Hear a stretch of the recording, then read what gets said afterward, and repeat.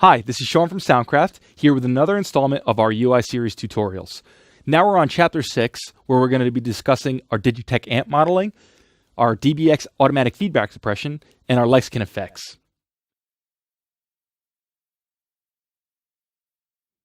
So now let's move on to AFS2 functionality. So here it's located on all our outputs. So that's all our aux outputs. So if I click here, you'll see the AFS down there.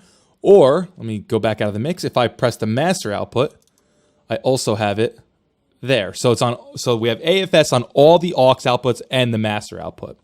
So here I'm going to play with my aux outputs because I'm going to do this for all my wedges, for all my monitor wedges, because those are the most likely to feedback during your mix.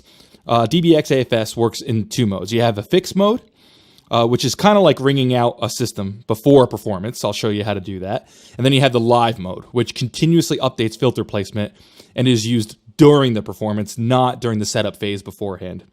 So live filters and fixed filters are a bit different. So live filters are a bit smarter than fixed filters.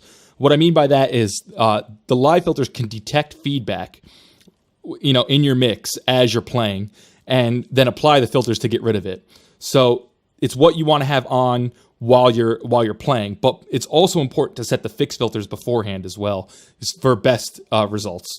So normally what you'd want to do is you'd want to start on the fixed mode during kind of after you finish sound check. You want to move into the fixed mode setup.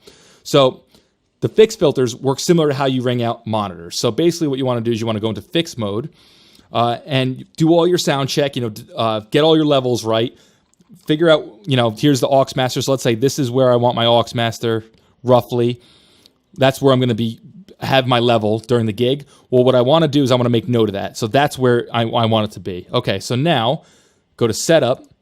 And if I had music going through, it would be able to do this. But what I want to do is I want to activate the fixed mode. And it's on right now. And then I want to bring up the master level as it's on. And you'll see the filters apply. And as they apply, once you've run out of filters, you're set. The fixed filters are all set up and ready to go.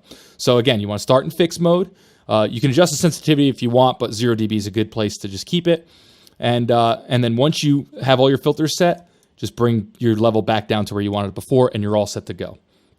Then once you actually want to start your event, the first band's on, just make sure you have the live mode on, and you can adjust the sensitivity again.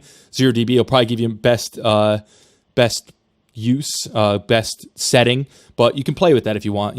Again, all rooms are different. You might need different results based on what you have. If the singer's super close to the wedge, you might need to increase the sensitivity, stuff like that. So just have a play. It really has a lot to do with the room and the dynamics of the acoustics in that room.